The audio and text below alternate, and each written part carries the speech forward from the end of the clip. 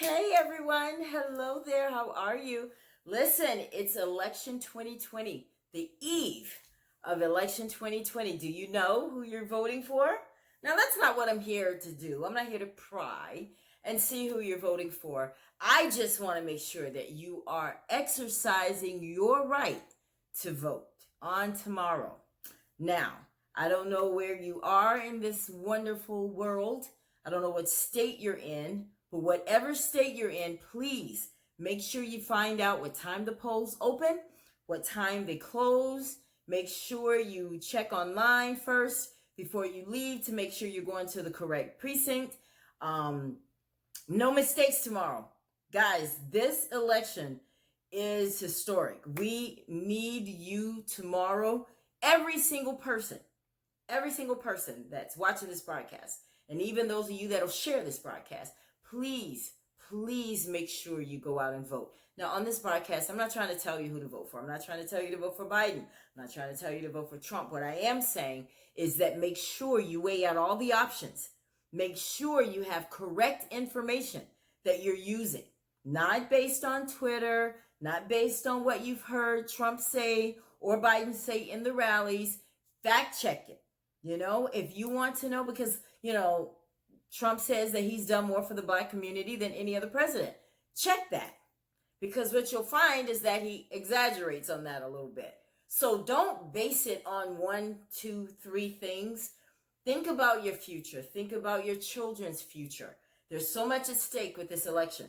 Now, you have Biden and you have President Donald Trump. President Donald Trump is in office right now. That makes him the incumbent. So his record kind of is the one that's a little more current, because for the last 4 years, he has been acting as our president. Now think about it. 4 years ago, what it was like when he took office. And think about all this time. That's his resume. When you're in office, you can't get up there talking about what you would do and all this kind of stuff, because we're not looking at what you would do. We're looking at what you have done. And I want to be very clear, okay? I'm just going to be honest with you. I mean, I've obviously voted, and I know who I voted for, and I know whose policies I can resonate with a little bit more than the other one. But I'm not trying to give that information to you. What I want you to do is be honest when you go to the polls. Be honest. Be honest. Don't sit there and vote because of popularity. Don't vote because one is more exciting than the other one. Those are not the reasons. Right now, we are in the middle of a pandemic, and we have been for the last 8-9 months or so. There's over 200,000, over 230,000 to be exact, people that are dead right now because of this pandemic. Now, I know a lot of people don't want to say, oh, but Ella, it's not Trump's fault what happened with this pandemic. It's not his fault that 230 plus thousand people have died. It is not his fault that the cases are coming, and we've had our worst days over the last couple of days ever through this pandemic. It doesn't matter, Ella, that this has been like the number one disaster that has happened in this country, to date. This is the worst one. So this is the thing. When things happen, even in your household, on your job, someone has to be accountable. And if it's not the leader, then who? Oh, but no, Ella, if it's bad stuff, I can't take credit for that now. I can't take credit for that. Don't go blaming all this bad stuff on me, but I want credit for the good thing. Listen, it just doesn't work like that, okay? That is just not what leadership is. As a leader, you're going to have to take the good and the bad. You don't go pointing fingers. And I mean, come on, let's just be real. We know that Trump does that a lot. He points the fingers, okay? And that's just one thing. I'm just going to come real and raw tonight. Let me tell you, politicians, when people go to the polls, there's just some fundamental things that they're thinking about. And one of those things is COVID. How they've suffered through COVID. How they're still suffering. The loved one they lost. The person that's in their life that's not in their life anymore because they listened to Donald J. Trump and now they're not alive. They're not sitting around the kitchen table with him. Those are the kind of things they are thinking about.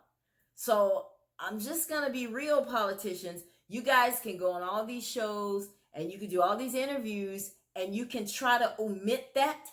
But the fact that you're omitting it is just not good. You got to take ownership. And that's the same thing I said too about Biden. I said, with this crime bill, how it just kept coming up. He was responsible for the crime bill. And you see how he owned it? That's leadership. Hello, somebody. He owned it in the debate. If you were not watching this final debate between Biden and Trump, you notice he says, listen, I'm sorry about the crime bill. I apologize for that. Made a mistake. That's leadership, and that shouldn't be hard to do. When you're a real leader, you have to understand that people are watching you. People are watching what you do. People are watching what you say, but they're also watching what you don't say. I'm just saying, right? So I don't know about you, but for me, I think about the suppression. I think about how Trump and his administration is working so hard to suppress our votes this year. What is that all about? What is that all about? It's almost like they took a playbook from the 60s and said, you know what? Yeah, we like that right there. Yeah, we like that right there. Let's go ahead and let's send some folks to the polls so we can intimidate them. Or better yet, let's come up with this whole thing about fraud. Oh, it's a scam. It's a scam. It's fraudulent. Everything is fraudulent. This is a scam. This is the worst scam in history. You know what I'm saying? Are you getting my point? These are voter suppression tactics. Do not be overwhelmed by that. And Florida is the state to win in because of the electoral votes. We need 270. You can get a big jump with Florida. I think with 29.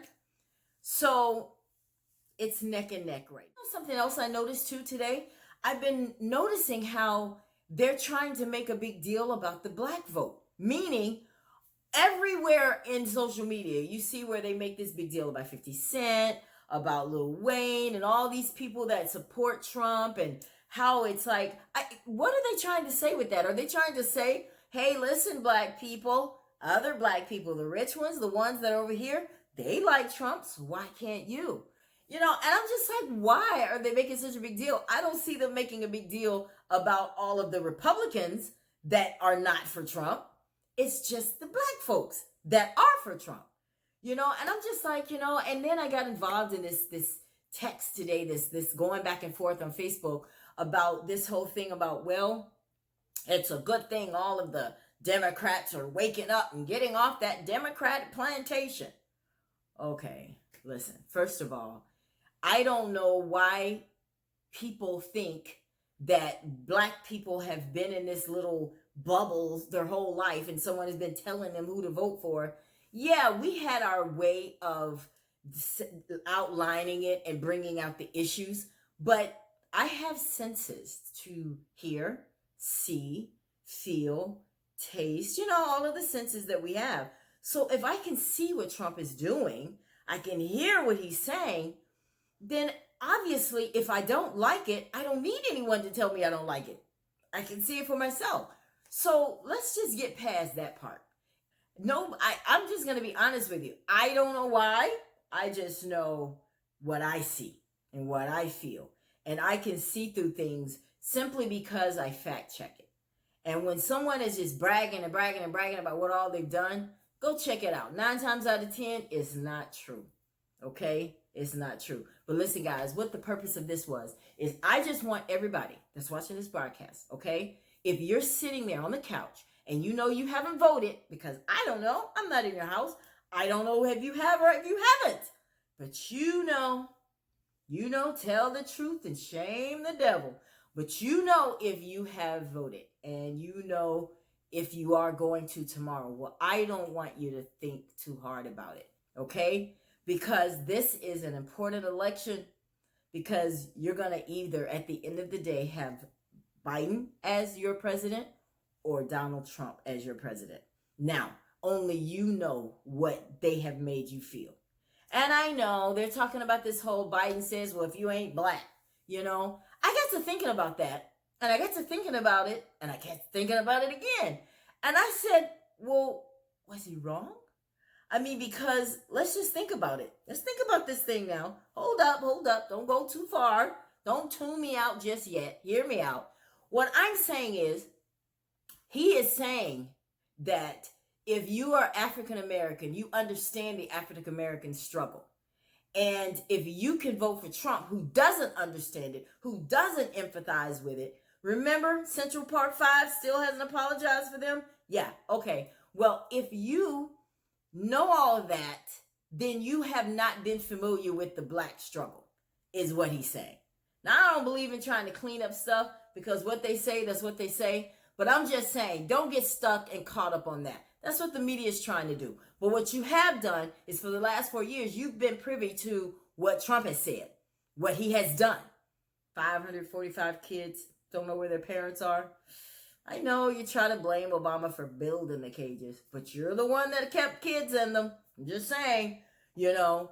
And it's like, what saddens me about this election is that everything that comes out of Trump's mouth, there is a hidden agenda for it. And you could just see it. You could feel it. And the whole, it seems like the core of what he believes and what he talks about is his hatred for Obama. I know you guys have seen that because he's been talking about this man since he got in office. Everything he did, he wants to get rid of the Affordable Care Act, even though he doesn't have a plan for a new health care plan. Well, I got it. It's been coming for 2 weeks for the last 4 years. Come on. All because you hate, you mean to tell me this man hates Obama that much that he would get rid of your health care, millions of you that are going to lose it, just because he hates Obama? That's pretty sad, guys. And I'm just saying, I want you to go out tomorrow and vote. Don't sit home. Don't think it's cool and say, well, I'm not going. You remember a lot of people did that a couple years ago, 4 years ago. Listen, don't do that. You use your voice by voting. Go out and make a concerted effort to vote tomorrow, November 3rd, election 2020. Vote like your life depends on it, because it does. I'm just saying. That's another snippet from right here, Real Talk, on the Ella Johnson Show. See you tomorrow.